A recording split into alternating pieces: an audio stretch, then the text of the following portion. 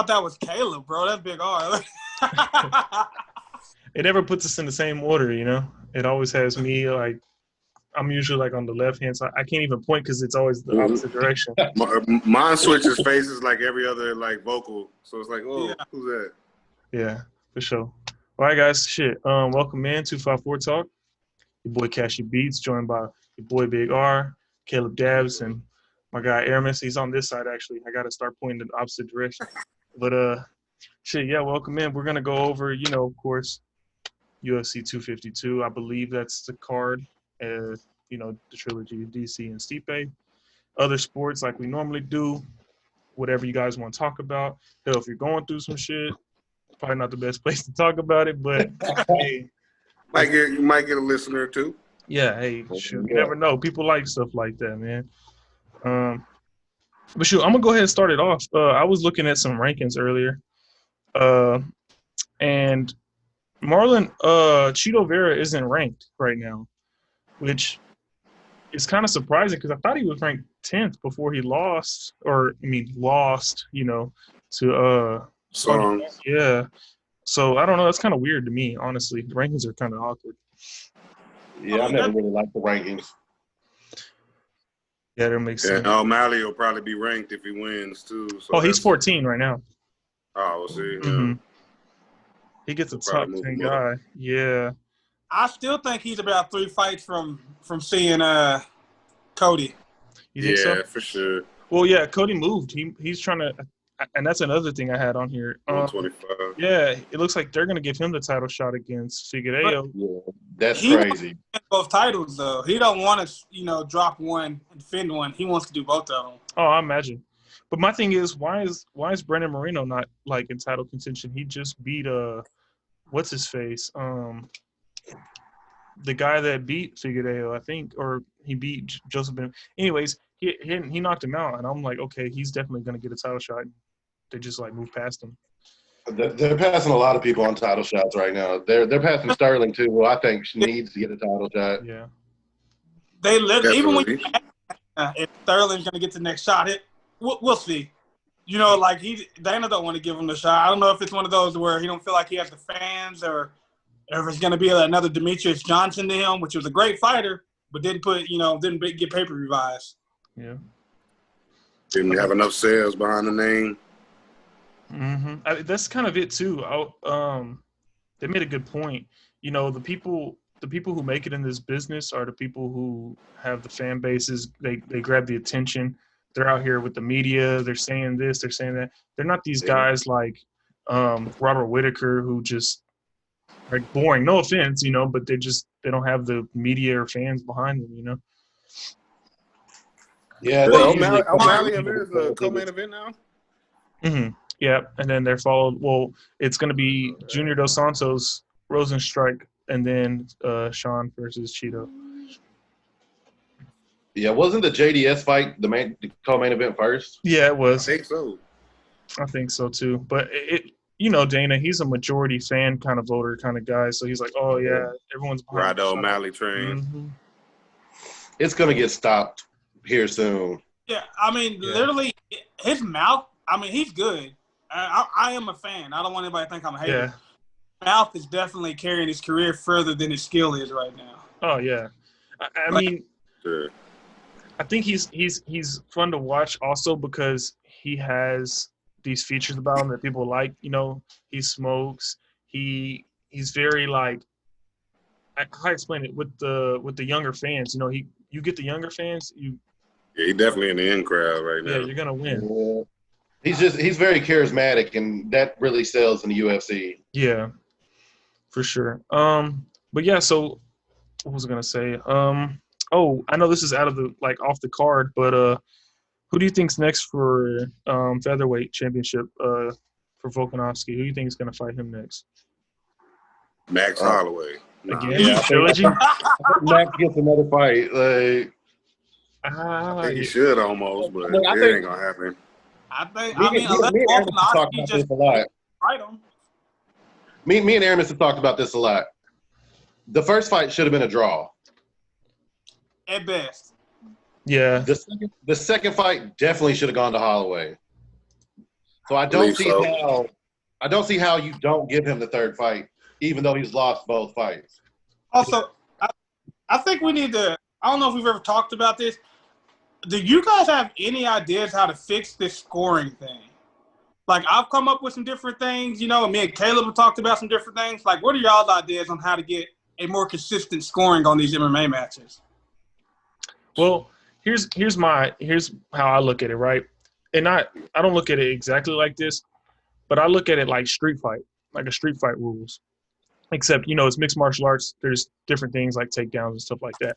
But if I'm in a street fight and someone takes me down and they're not on top of me for a second or they don't do anything with it, I get right back up. That shouldn't count as a takedown. You can't score that. Like, what did you do? You know what I mean?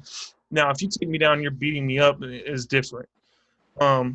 But you also look at it like they say they score by like ring aggression and stuff like that, and who's controlling the pace, who's chasing who, and exactly. Now that's how Costa beat Romero.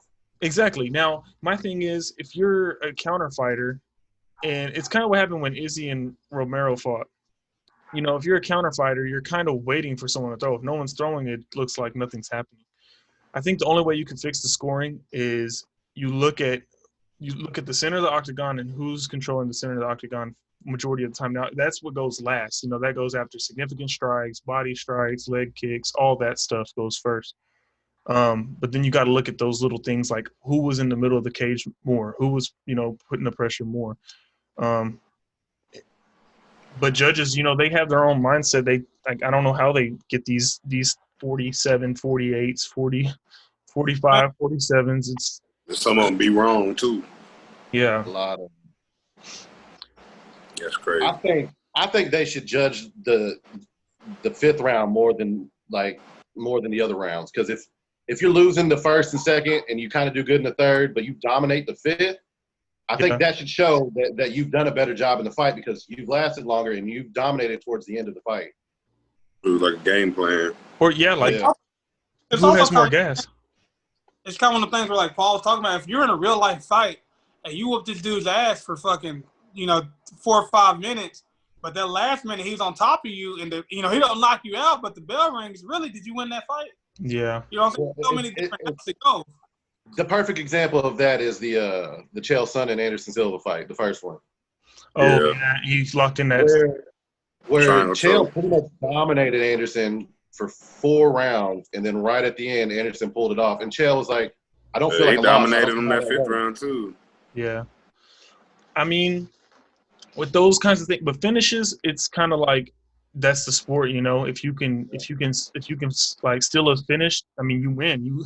You made him tap or you knocked him out. So, I mean, look at the last fight. DC was winning every round. I had him 1, 2, and 3. That 4th one is just when Stipe pulled it out of the bag and body shots. He found it. Yeah, especially the one you see it hit him and you see DC back up. That I was like, yeah. I don't know if I said this on the show yet. DC is probably my favorite fighter. Really? Yes. I love the fact that he's a great wrestler and he still chooses most of the time to try to stand up and bang with people. Yeah. And also, I know I've said this, I hate John Jones, and I think that's why I like DC so much. Yeah. For sure. I mean, I like them both. I like John Jones and I like DC for different reasons. I like DC because his character, he gives it everything he has in the ring. He's like a different person outside of the ring. It's like he gets that switch. I like that when someone has that switch, they can like Paul Felder. I like Paul Felder too because he's a great commentator. I like Paul. And he gets in that ring, he switches. He's a beast. They both commentate great and real good. Let's see. I'm gonna look at the prelims here. I don't know how true this is yet. Honestly, that's hearsay. I haven't read it with my own eyes, but I hear that Paige is going to bare knuckle. Yeah, Yeah, that's what they she signed- signed, which I don't understand because she hasn't always been great with stand up. mm. No. They It's bang so- over there too. Yeah, especially when you take head kicks out of the situation, you just gotta Yeah. throw hands. She's literally getting herself beat up. But no, I mean, I don't know how much they're paying. That's something we need to look at because, I mean, maybe Artem did an interview and he said he got paid really well for the Pauly fight. Yeah. that was a pretty big fight. That was kind of a crossover fight. You know, that kind of made sense. It's a UFC guy versus a pro boxer. Well, I watched Melvin Gillard fight in bare knuckle, and that was a pretty good fight. He had got rocked early in that fight, and he came back and won. You know, he's pre-UFC, so it's interesting. Chris Lieben does this thing over there too. Yeah. Yeah. He's pretty good. I saw Bare knuckle. yeah, what's that dude's name? That Let Me Bang guy. He fought over there one fight. Oh, yeah. you lose? Yeah, he definitely lost. I want to see Chris Weidman in bare knuckle fighting. That'd be crazy. But with the old dude coming back, I can't think of, man. Who did Big Spring knock out for the belt? This is Rockhold.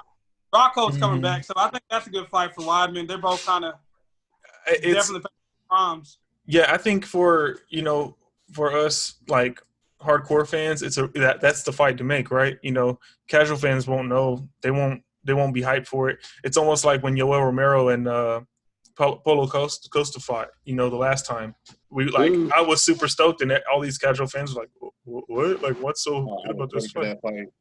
They bang too. Mm-hmm. It hurt me because I found Paulo Costa before he was big, like for one of his first fights in the UFC. I was like, I like that dude, but I also like Izzy. So it's one of those things where I got to pick my side. Yeah. Izzy. So do y'all think Izzy got the strength to knock Costa out? Speed. Yeah. Speed. I look at it like this. I honestly don't think that Izzy has the power to even knock out Robert Whittaker, but he has the accuracy to put it where it needs to be. You know, I mean, you look at like a Sean O'Malley. He looks scrawny, you know, but he puts it right on the chin. He puts people to sleep. It's kind of a placement thing. It's even like the first fight, you know, with DC. When DC hit Stipe, I mean, Stipe said it. He's been hit harder. It didn't look like a very hard punch, but it just happened to hit him in that spot. Little spot on the chin. Mm-hmm. Yeah. What do you think about the Contender Series? Who fought this week? There's two notable fights that I can think of. That guy Yanez, he fought. I can't remember the Asian dude's name, but the guy he was 11-1. The only loss he had was to someone in the UFC, and he put him to sleep standing up. I was like, jeez, like this guy's got it. I think he's a bantamweight. I need to start checking it out more, the Contender Series. Yeah, I need to start watching it more. I'm ready to see what John Dodson can do this weekend, though. Oh, yeah. I forgot he was fighting until earlier. I think he's the first fight on the main. Yeah, John Dodson, yeah. Because he had Jim Miller and them are the main event on the prelims. Oh, yeah. Got a UFC belt, you know what I'm saying? Never got one. I felt like definitely was good enough to have one. Oh, yeah. I think Uriah Faber is my favorite fighter who's never won a belt. Yeah, that's a long list if we start getting into that conversation. Like, but he won a belt, just not in the UFC. You know what I'm saying? Like, yeah, but the UFC is where you want the belt. Yeah, he beat Dominic neither Cruz. Diaz brother have got a belt. Oh, yeah. Neither Diaz brothers. Yoel don't have a belt. Nick had a belt. Oh, Nick He did. have a UFC belt. Yeah. Nick did have a UFC belt. Didn't he win? You didn't? Wasn't he middleweight champ or was he welterweight? He lost to Carlos. He lost his belt to Carlos. Oh, yeah. Him and Condon had that battle. Like, yeah. I don't know if Nate Diaz actually had the skill set to be a champ. I mean, he's good on the ground, but mainly on his back, and you know he just has a good chin. He just strikes and lets people punch him. Yeah. And cardio. Real good with his cardio most of the time, too. Yeah, because he got exposed in the Masvidal fight. Yeah. Well, Jorge put it on him quick. That's not what people do. Well, watching him run away at the very beginning because he thought Masvidal was throwing that knee, you were already like, all right, so he's already weary about the power. Yeah. Mm-hmm. When you see somebody get knocked out like that, bro, that's in your mind. You know what I'm saying? Yeah. Then I thought it was over when he caught him with that head kick and dropped him. I was like, oh, yep, this fight's already over. But It's crazy because it was supposed to be a leg kick. He just ended up falling into a head kick. Yeah. Let's see. So what do you guys? What do y'all think? What do y'all think about this JDS Rosenstruck fight? Yeah, I like JDS, but it looks like it's going to be a sleeper for him. Okay. I got him pulling it off, man. I think he's gonna upset everybody and just because he has really great striking too. Yeah, he's a great boxer. Striking, but he balls up. He's one of those people that once you get him up once against the fence, he exactly. True, when he fought Francis, he did that. Like I didn't feel like he got caught like real well. I think he just like got scared. He's like, oh, I got hit. Francis, That's like he was caught him like from behind. Yeah, it was like the back of the head or something. I'm like, what? Okay, but yeah, I don't know. I think after Rosenstruck got knocked out, I think he's coming to avenge himself. Well, see, I have a problem because every time I bet against JDS, he proves me wrong. I bet against him when he fought Tuivasa.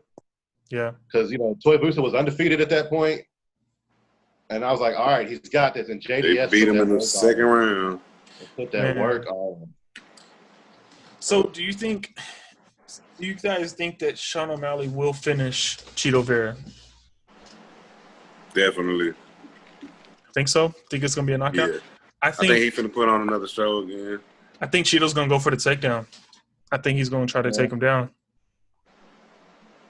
I don't know. I like Chito a lot, but I don't think he's the one to beat Sean. Oh yeah.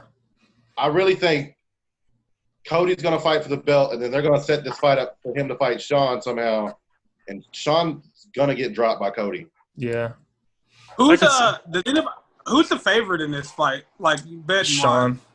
Sean is let me check the odds. I feel like Dana's not going to give him a fight that he thinks he's going to lose just because he wants that Cody fight. He's set this up, plans off in the years in advance before. So I mean, like I could easily see that he's trying to protect him. They make more money off his hype train too. Sean is a 330 over on Chito. Chito's a 270 underdog. Boy, that's the time to put money on Chito, but oh yeah, you win on that in Vegas, you hitting, but yeah, I don't see that happening. Not you just losing. Yeah, I don't see that happening. I mean, I could see, honestly, I put this down. I could see Sean O'Malley fighting Corey Sandhagen, but I don't think Dana, like you said, is going to give him a fight. At least not a fight that's, different styles. Too challenging. Yeah, different styles. He's going to give him someone that's going to match him stylistically, which would be like a Cody. Well, that sucks too, because that's what he did for Conor. Mm-hmm. He gave Conor a lot of people that he knew he could drop leading up to it, and then finally, when Conor started facing, if Conor would have fought full Camp Mendez, it might have been a way different story. Or if he didn't hit Aldo right on the button. Because we saw Khabib after that round that Conor won, Khabib just kind of manhandled him for the rest of the fight. Yeah. And Eddie Alvarez, I felt like was going to give Conor a problem, which he didn't fight bad, but he didn't look 100%. It was he got stung right off the rip too. Mm-hmm. It was a bad flag knockout. It was a bad matchup for Eddie because Eddie likes to go in and get hit. Yeah. And that's always how he's fought. He's always gone in and he's always gotten dropped and bounced up. Conor has what they call the kiss of death. So when he got caught by that, it was game over. Yeah, it's what he throws. I mean, you see when he fought Cowboy, he went and he threw that left hand like right away. He was trying to put his lights away. Well, everybody knows Cowboy's a slow starter. If you want to whoop his ass, you just get him out the gate. I mean, he's the worst about getting hit and shell. I think he's afraid to be knocked out. Like, I think he's afraid of the lights to go out. He gets TKO'd, but he does not get knocked out. He'll just shell up. He covers up, yeah. Yeah, he definitely shells up. He's one of the worst people to shell up too. Like, Yes, I get so mad because he's one of my. I'm like, yeah, Cowboy, and I'm like, no. As soon as it starts happening, I start. I don't know that Justin Gaethje when he caught him.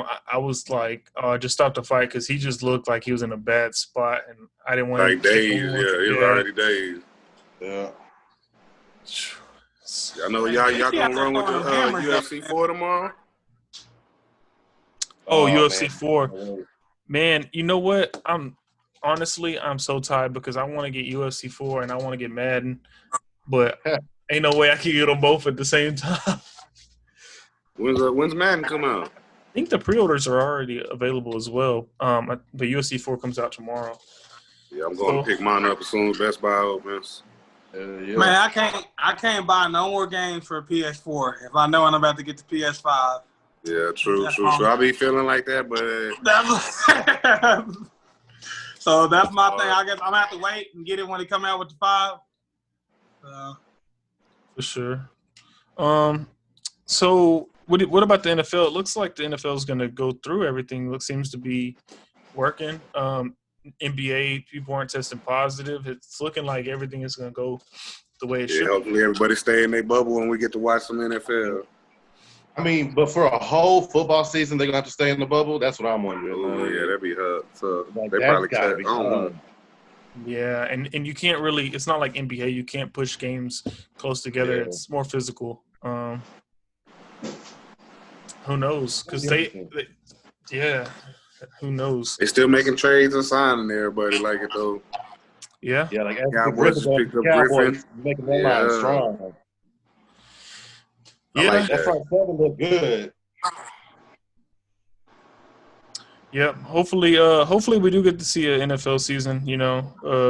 That'd be real nice. NBA, I can't believe the King. Everyone I had winning tonight lost. Lakers lost. Bucks lost. Spurs lost, I think. Mavs lost to the Suns. Yeah, Spurs not making the playoffs now. That's the first time like since 20 years or something like 20 that. years, 20-something years, yeah. Ooh.